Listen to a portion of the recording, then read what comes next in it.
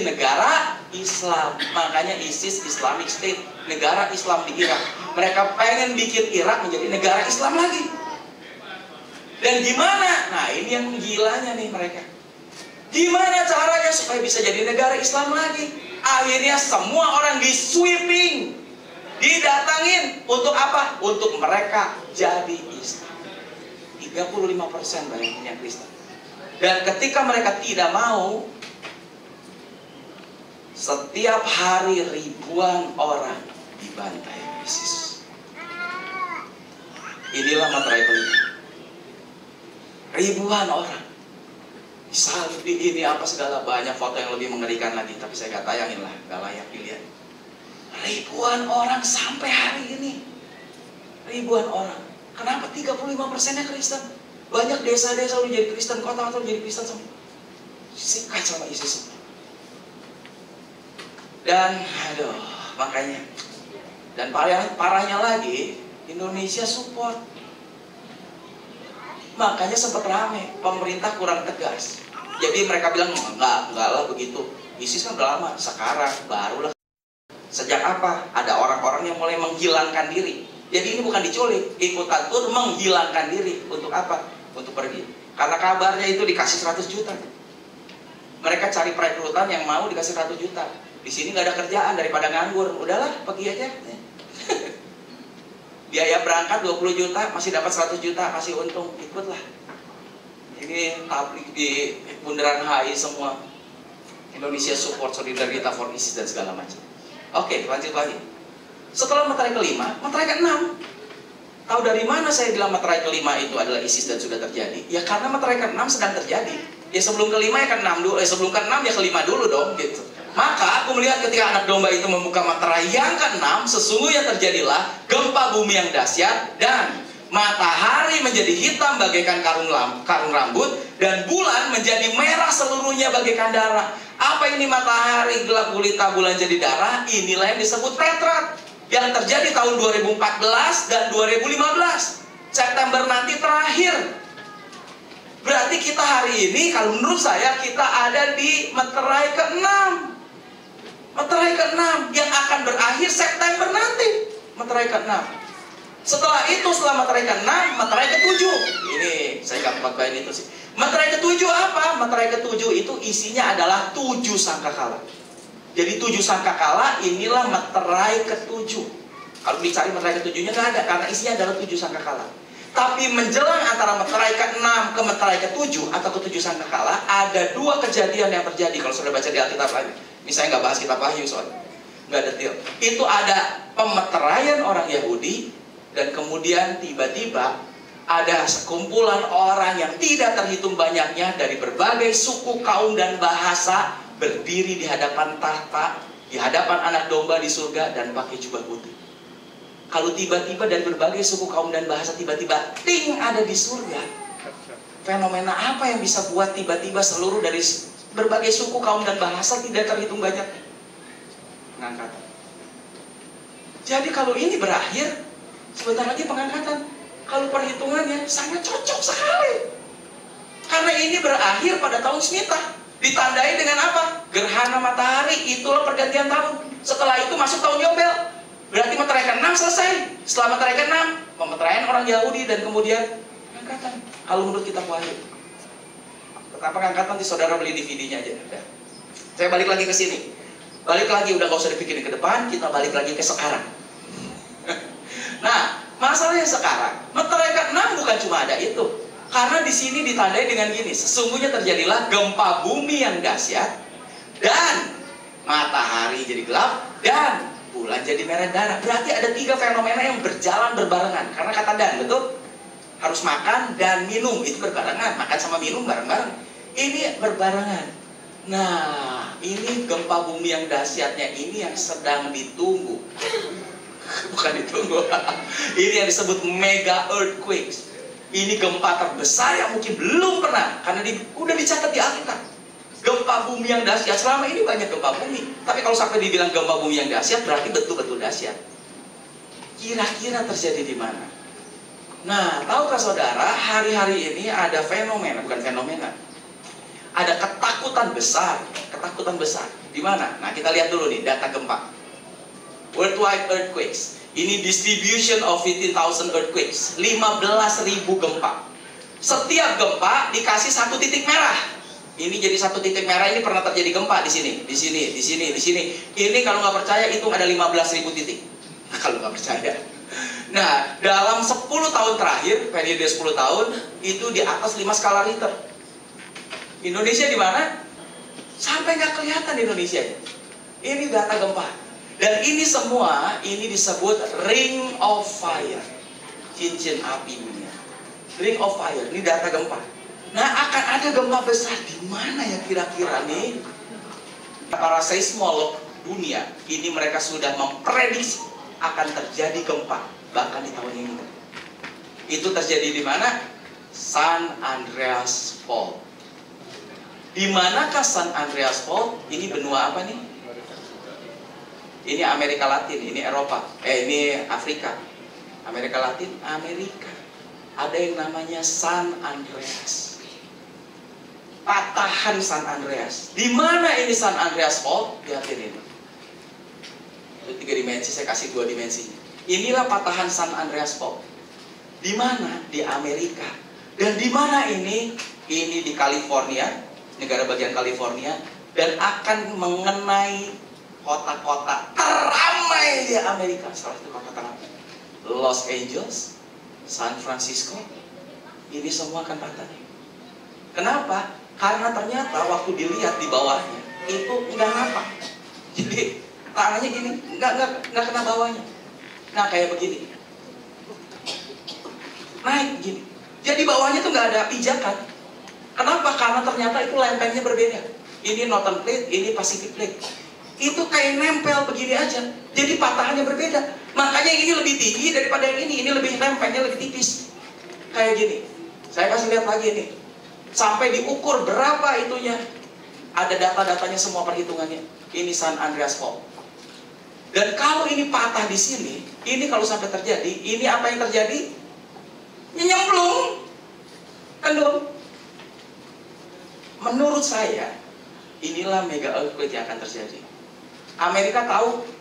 Saya punya 2 sepupu tinggal di Amerika, udah warga negara Amerika. Saya tanya, iya katanya. Sekarang orang Amerika hampir 60% mereka mulai percaya. Kan itu di survei begitu. Kamu percaya nggak akan terjadi ini? Mulainya orang, enggak lah, enggak. Hampir 60% sekarang percaya. Dan sebentar lagi, saudara bisa cek. Ada film tanggal 29 Mei. 29 Mei Hollywood akan merilis film judulnya San Andreas. Seperti apa? Ini sedikit klipnya. Suaranya udah? Standby.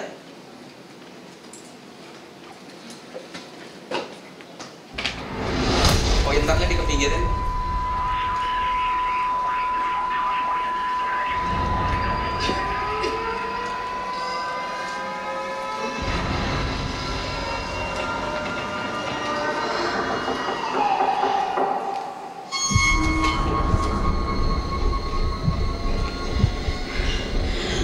Yang mainnya Dwayne Johnson, The Rock.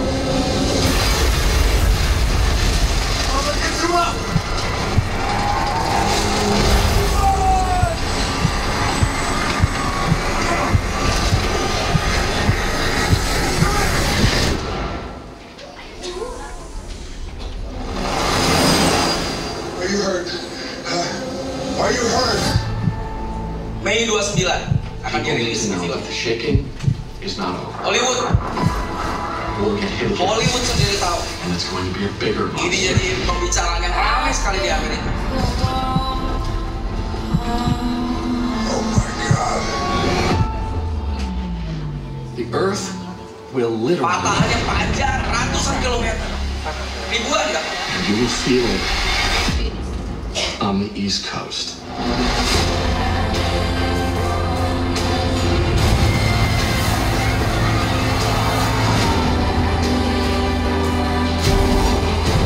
Patah kemudian nyemplung gitu. I cannot emphasize this enough. You need Dan to bayangkan itu negara, itu kota yang paling ramai, Los Angeles, San Francisco. Waduh, kalau itu sampai terjadi nggak kebayang. Sisanya ya air naik.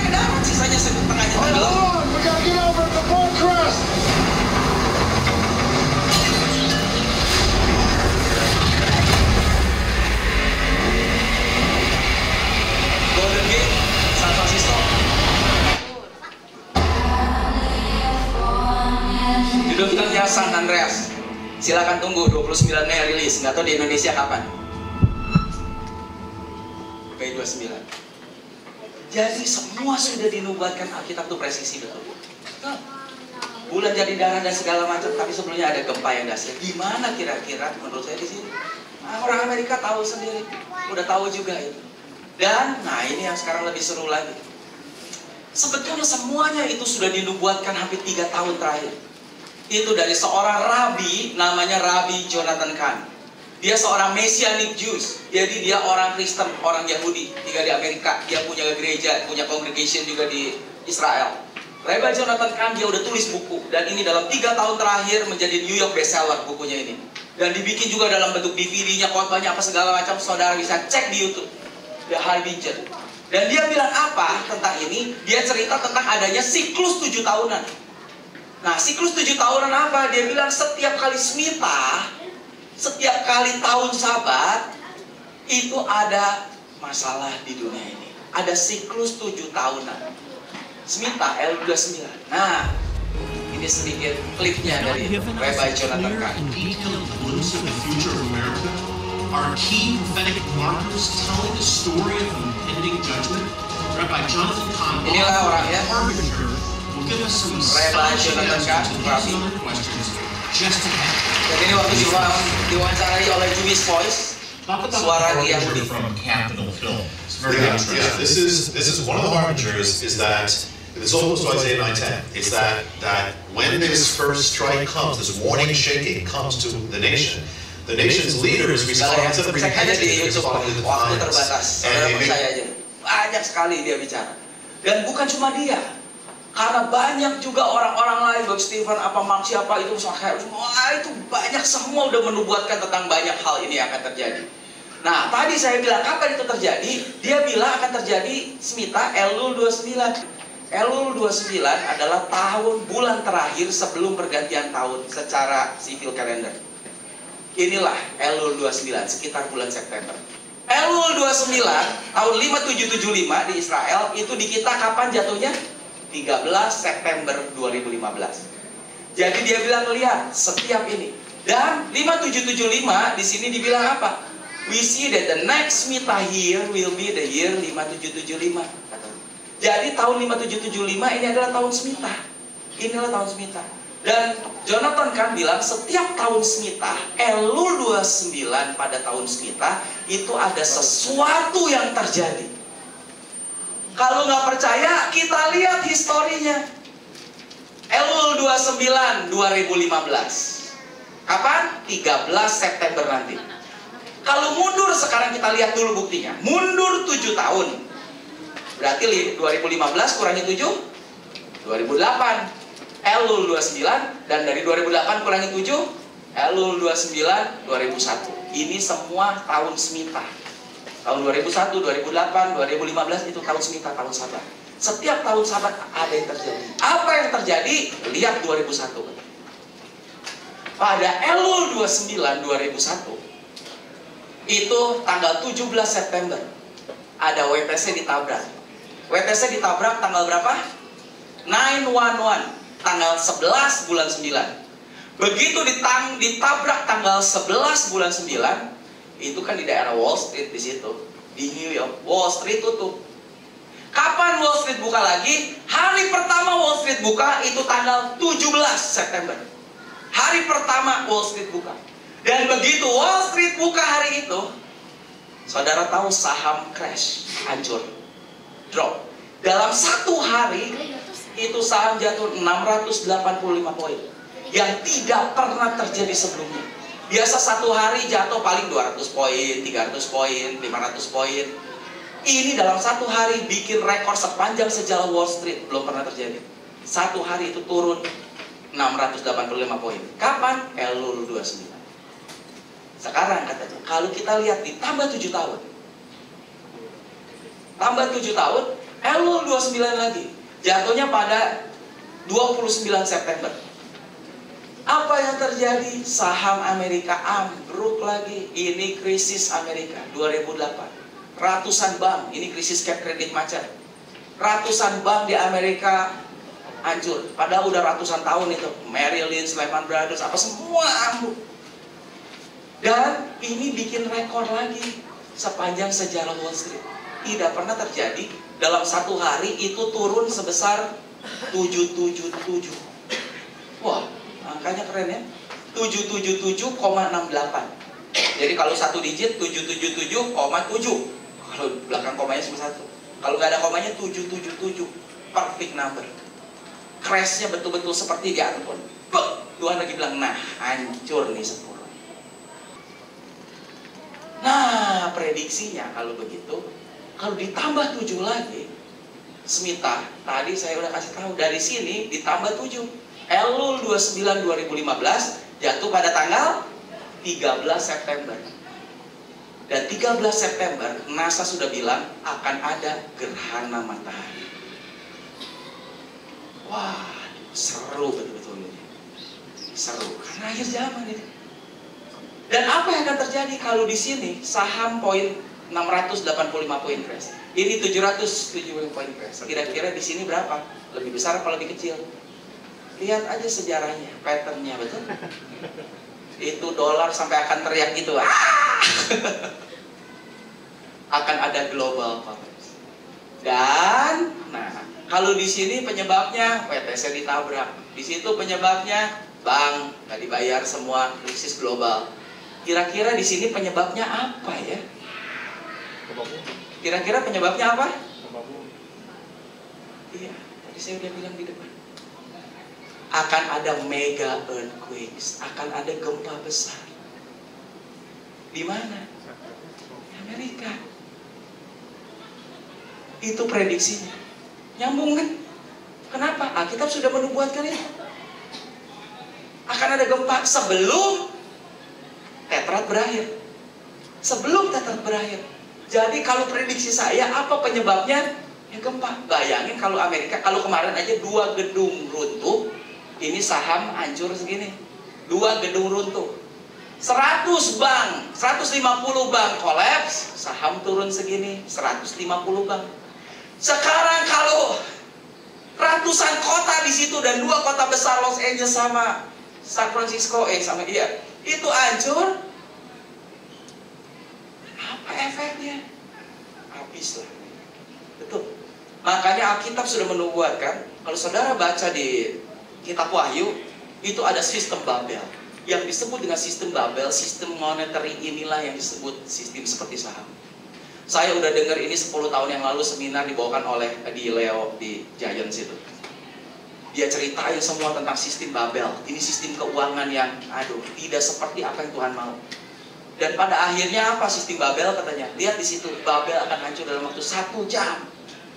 Dan itu seperti batu kilangan yang dilempar oleh malaikat, dilempar ke laut katanya. Begitu dilempar ke laut akan tenggelam dan habis. Kenapa habis di sini? Ya dunia udah selesai. Ini udah akhir zaman. Betul-betul. Udah akhir zaman. Jadi, nah, kita lanjut lagi. Dan Amerika udah tahu ini, lihat ada patternnya katanya. Ini September 2001 penurunan begini. Ini September 2008 penurunan dia begini. Dan saham itu kalau dilihat selalu naik, tiba-tiba brok. Ini 2000 tahun 2000 saham di sini, 2001 blok di sini. Naik 2007 puncak, 2008 gubrak lagi. Sekarang naik lebih tinggi lagi. Kalau ini naik lagi 2014, 2015 kira-kira akan di mana? Kenapa Amerika akan kolaps kan? Salah satu datanya dibilang begini, ini utang Amerika 1940, ini 2014, 1940 di sini, sekarang 2014 di sini. Berapa ini? Hampir 17 triliun, 17 dolar. Kemana utangnya? Paling besar mereka hutang ke Cina. Dan tahun ini sebetulnya Januari kemarin sebagian besar itu jatuh tempo. Harus dibayar Januari. Amerika minta restruktur utang. Kenapa? Kita baru recovery katanya. 2011 sampai kolaps, sekarang mulai naik lagi nih. Masa baru 2-3 tahun udah diminta, kita butuh modal lagi. Udahlah minta restruktur, bisa nggak dibayar tahun depan? Oke, mundur setahun. Kapan? Januari 2016. Tapi prediksinya apa yang terjadi? Patahan San Andreas Fault. September. Saham akan ambruk, itu betul-betul jatuh.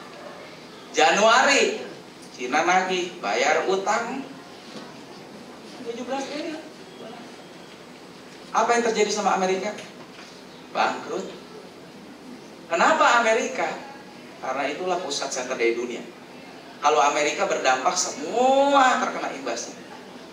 Dan, ini kalau historinya lagi dikejar-kejar, karena banyak orang Yahudi di Amerika. Banyak orang Yahudi itu, ya nyambung lah, udahlah, itu cerita historinya segala. Jadi kenapa Amerika? Karena ada urusan sama Israel, banyak orang Yahudi. Ini bicara tentang Shemitah. Kalau orang nggak ngerti tentang Israel, mereka tidak akan mengerti adanya namanya siklus 7 tahunan. Dan inilah lanjut. Dan sekarang saya mau bukakan bukan cuma 1-2 tahun, bukan cuma 2 Shemitah, 14 tahun.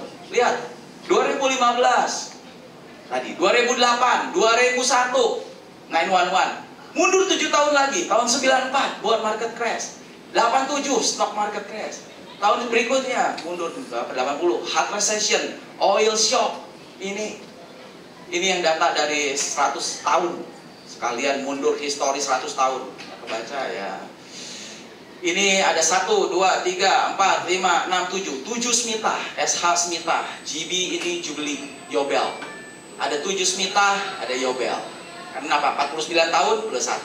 49 tahun plus 1. Lihat ini semua hampir isi semua dengan apa? Market crash.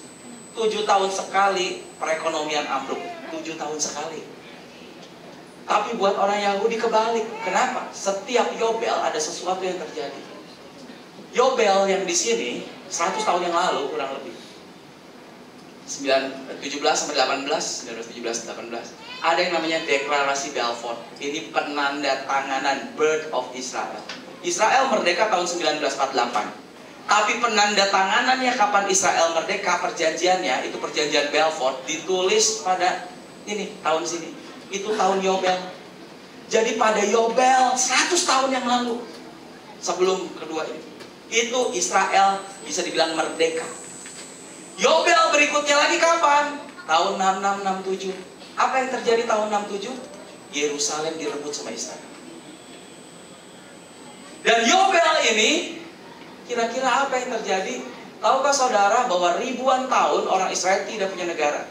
3.500 tahun mereka nggak punya negara. Dan setiap hari mereka berdoa untuk 3 hal boleh digenapi, boleh terjadi. Yang pertama adalah Israel bisa balik lagi dan bisa punya tanah lagi, bisa punya pemerintahan alias merdeka. Itu doa mereka ribuan tahun dan digenapi ternyata sudah. Yang kedua, mereka minta waktu mereka merebut Yerusalem, waktu mereka merdeka, Yerusalem itu belum jadi ibu kota karena belum direbut, masih punya Yordan. Jadi 1 udah digenapi. Mereka doain buat 2 hal ini. Yang 1 lagi digenapi tahun 67. Yerusalem direbut dan jadi ibu kota Israel. Tinggal 1 lagi. Apa ini? Yang mereka doakan terus sepanjang hari. Bait Allah. 3. Israel merdeka, balik, bisa merdeka. Yerusalem kotanya direbut dan di Yerusalem dibangun Bait Allah. Itulah 3 doa utama. Yang 2 sudah terjadi. Dan terjadinya kalau dilihat kapan terjadinya? Tahun Yobel. Berarti tahun Yobel ini apa yang akan Israel usahakan? Bikin Bait Allah. Makanya hoaxnya udah di mana-mana. Dan kalau Israel bikin Bait Allah, dampaknya kepada dunia rame pasti. Minimal mau berusaha aja pasti udah rame. Itulah ya. Nah, lanjut. Jadi lihat ini semuanya crash. Jadi apa yang harus dilihat? Jadi 2015 lihat global financial collapse akan ambruk. Kemudian apa? 2014-2015 lihat lunar tetrad. Ada tetrad itu 4 kali gerhana bulan, 2 kali gerhana matahari.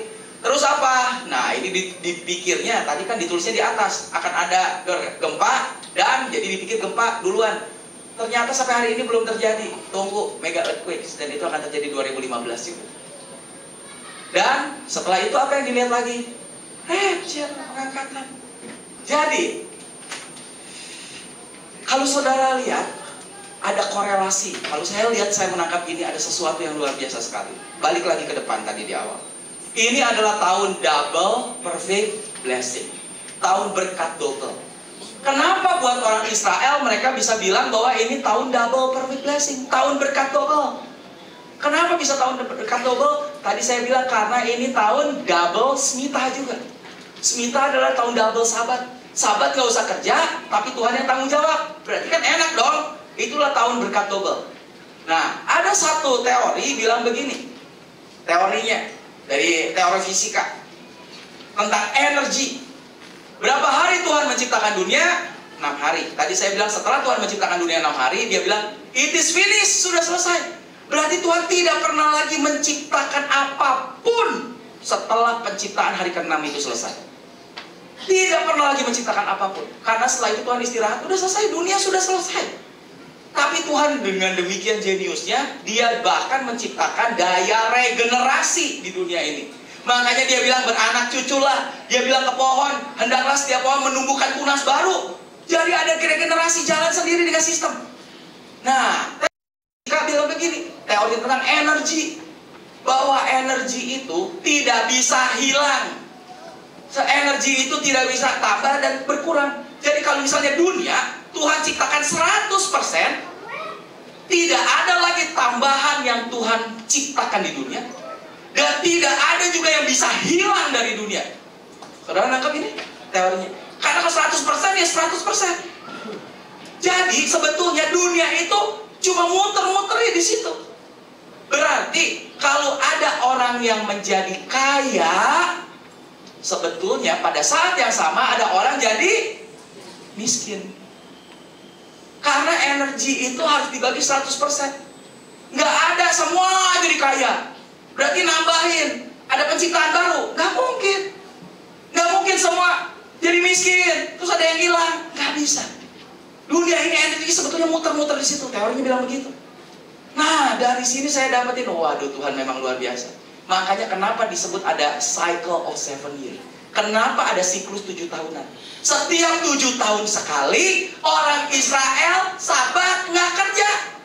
Tapi Tuhan janji orang Israel akan diberkati. Enggak kerja diberkati. Datang dari mana itu berkah? Tuhan tidak ciptain lagi, dia cuma pindahin. Dari mana dia pindahin berkat? Dari Amerika, dari dunia. Makanya kenapa ada siklus 7 tahunan? Tadi udah dilihat dalam histori 100 tahun terakhir. Setiap 7 tahun sekali dunia kempes. Sama kayak balon tuh. Kalau balon dipencet di sini, di sana gembung. Gembung di sana dipencet, di sini kempes, di sini gembung. Betul? Karena udara nggak bisa lari kemana-mana. Waktu saya ngerti ini, saya bilang, wow, Tuhan luar biasa. Tapi ini hanya orang yang belajar, orang Yahudi sendiri yang tahu. Siklus 7 tahunan. Dunia nggak ngerti. Dunia cuma bingung, kenapa 7 tahun sekali? Tapi kalau dilihat Amerika, kita bisa ngerti. Saya kasih tahu, kita bisa ngerti. Kenapa? Karena sabat. Sabat itu tahun luar biasa. Apalagi ini tahun double sabat. Bukan cuma sabat biasa. Makanya sabat biasa aja, WTC ambruk tuh. Supaya apa? Itu uang hancur. Nah kalau uang di sini turun, saham hancur, kemana larinya? Israel. Dan kita Israel rohani akan lari ke kita juga, amin. Makanya saya bilang double perfect blessing. Inilah tahunnya double perfect blessing. 2001, 2008 itu cuma smita biasa. Tahun ini double smita. Smita dan Yobel. Makanya amin. Sama Tuhan tadi cuma pencet.